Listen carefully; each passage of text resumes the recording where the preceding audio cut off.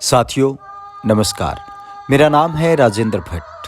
कहानियाँ सुनाता हूँ और आज जो मैं आपको कहानी सुना रहा हूँ वो कहानी ये है कि आज मन बहुत उदास है। इस उदासी की कोई खास वजह तो नहीं है, बस यही है कि जीवन में कोई रोमांच नहीं है, ना चीज़ें आगे बढ़ रही हैं, सब कुछ जैसे थम सा गया है। आज शुक्रवार है और इसके बावजूद खुशी नहीं हो रही। एक इसलिए कि मैं किसी और के लिए काम नहीं करता, तो शुक्रवार या वीकेंड जैसी कोई बात ही नहीं रहती जिस पर खुश हुआ जा सके। दूसरे, मुझ पर एक अजीब सी सुस्ती तारी है, कुछ करने का मन ही नहीं कर रहा। जबकि एक क्रिएटिव आदमी के लिए हमेशा कोई ना कोई काम रहता ही है। कभी कोई कहानी लिखने को होती है, कभी कोई कहानी रिकॉर्ड करने को होती है, कभी कोई पेंटिंग बनाने को होती है, या फिर कोई उपन्यास पढ़ रहा होता हूँ।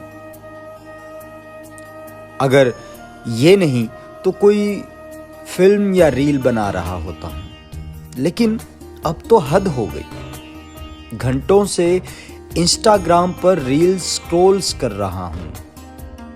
अंग्रेजी में इस अवस्था के लिए एक शब्द है एनवी, जिसे विरक्ति कहते हैं। विरक्ति एक व्यक्ति को बेचैन किए रहती है, जो कि अंग्रेजी के एक दूसरे शब्द प्रोक्रास्टिनेशन यानी टाल मटोल से अलग भाव रखता है।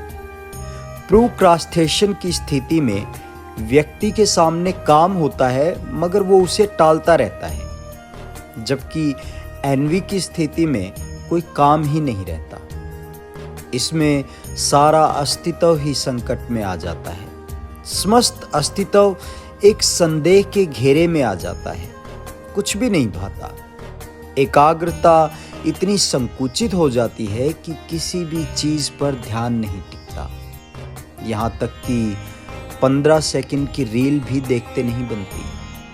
हर चीज एक सवाल बन जाती है, जैसे ये जिंदगी ऐसी क्यों है। सोचता हूँ कहीं घूम आया जाए, किसी अजनबी से मुलाकात की जाए, या बिल्कुल कोई नई चीज की जाए, या फिर सो ही लिया जाए। फिर इनमें से आधी बातें तो किसी मुश्किल काम की तरह लगने लगती हैं। ऐसे में सारा दिन कभी बिस्तर में तो कभी बीन बैग पर बैठे रहना, इधर उधर घूमना, पानी पीना, कुछ खाना और खाकर फिर वापस आ जाना, यही सब करते दिन गुजार देना। तब और भी खराब लगता है जब बतौर पेंटर, बतौर आर्टिस्ट या बतौर लेखक या बतौर स्टोरी टेलर आपको डर लगने लगता है कि आपकी जिंदगी यूं ही बिना कुछ अच्छा लिखे, बिना कुछ अच्छा कहे, बिना कुछ अच्छा बनाए गुजर जाने वाली है। एक व्यक्ति इस भाव से कैसे बाहर निकले? मैंने बहुत पहले अंग्रेजी में कुछ पढ़ा था जो कुछ इस तरह से था। Often it's not motivation that inspires action, but action that inspires motivation। यानी कि हमेशा प्रेरणा ही कर्म करने को प्रेरित नहीं करती, बल्कि कर्म भी प्रेरणा को प्रेरित करता है। फिर से बताऊं तो किसी कर्म का अभ्यास भी प्रेरणादायी हो सकता है। और मैं जिस स्थिति में फंस गया था, उससे बाहर निकलने का यही एकमात्र रास्ता था कि मैं कैसे भी किसी भी तरह से कुछ काम शुरू करूं, कर्म में वापिस आऊं।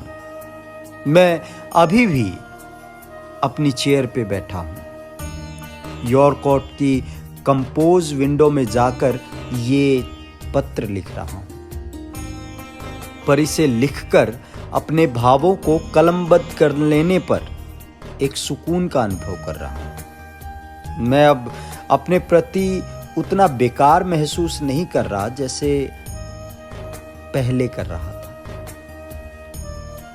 अब आप ही बताइएगा, क्या मैंने कुछ काम का लिखा है?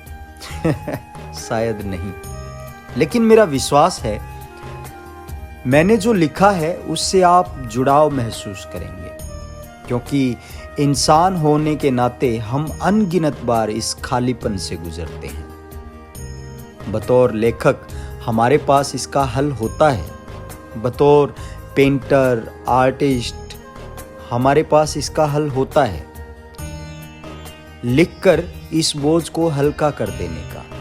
जब किसी कहानी, उपन्यास, पेंटिंग को पूरा करना अत्यंत कठिन हो जाए तो उस समय अपने किसी दोस्त को या लेखक मित्र को पत्र लिखना इस समस्या से उबरने में मददगार साबित हो सकता है, जैसे कि अभी मेरे साथ हुआ। क्या मैं फिर से ऊर्जावान महसूस कर रहा हूं? नहीं, बिल्कुल भी नहीं। हाँ, मैं शांत हो गया हूं। लिखने से पहले से कहीं अधिक शांत महसूस कर रहा हूं। और दोस्तों, आज रात कोई सीक्रेट लेटर लिखने की कोई योजना नहीं थी मेरी, किंतु ये लिखना मेरे काम आ गया। उम्मीद है ये कहानी, ये पत्र आपके भी काम आएगा, और आशा है कि अगली बार जब मैं कोई कहानी या कोई पेंटिंग लेकर आऊंगा तो वो जोश से भरपूर होगी। आज बस इतना ही। इसी के साथ अपने साथी को इजाजत दीजिए। नमस्कार।